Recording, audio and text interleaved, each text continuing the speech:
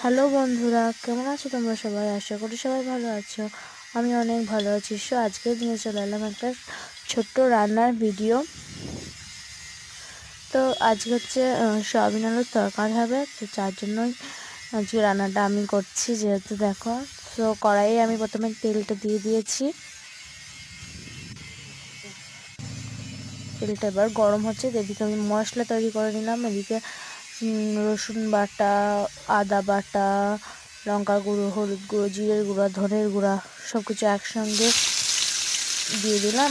তারপরে এদিকে আমি গরম কড়াইয়ে পেঁয়াজ আর টমেটো কুচিটাকে দিয়ে নেড়ে একটু ভেজে নেব।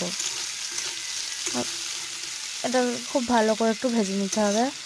ভেজে নেওয়ার পর আমি আমার রান্নার ভিডিওতে আমি খুব ভালোবাসা পাই, তো তার জন্য আরও রান্নার ভিডিও করা দেখতে দেখতে আমি আলুগুলোকেও নেড়ে নিচ্ছি। মানে সব জায়গায় সবজিটাও আমি একটু করে নেড়ে নেব। আর সয়াবিনটা না আমি জলে ভিজিয়ে রাখি না, জলে ধুয়েই দিয়ে দিই। এই সয়াবিনটা খেতে টেস্ট বেশি হয়। এটাকেও আমি ভেজে নেব। সয়াবিনটা ভাজতে ওটাকেও আমি ঢেলে নেব। এবার আমি যে মশলাটা বেটে রেখেছিলাম ওটাকে জল দিয়ে একটু নেড়ে নিচ্ছি। ওটাও ফুটে গেলে ওর মধ্যে আমি পেঁয়াজ কুচিগুলো দিয়ে দেবো। দেখো, একটা ভিডিও 2 মিনিটের ভিডিও কতটুকুই দেখাবে, ক্যামেরার আমায় অনেক খাটতে হয়, ক্যামেরাটাকে ধরা নিজে হাতে। সো এবার দেখো, যাই হোক, কষ্ট যারা কেউ দেখে না। তারপর আমি সয়াবিনগুলোকে আর এই আলুগুলোকে আবার দিয়ে দিলাম। এটাকে দিয়ে অনেকক্ষণ নাড়াচাড়া করব। সকালে হয়েছিল যে আলু সিদ্ধ আর ঘি, ওটা দিয়ে খাওয়া হয়েছে। এবার দুপুরের জন্য একটু মাছ আছে আর একটু তরকারি করলে দুপুরটা খাওয়া হয়ে যাবে। তারপর রাত্রেবেলা আবার কিছু একটা করা হবে।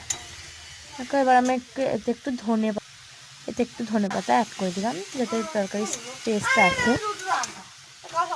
এটা দিয়ে আবার নাড়াচাড়া করবো আমি তো তখন।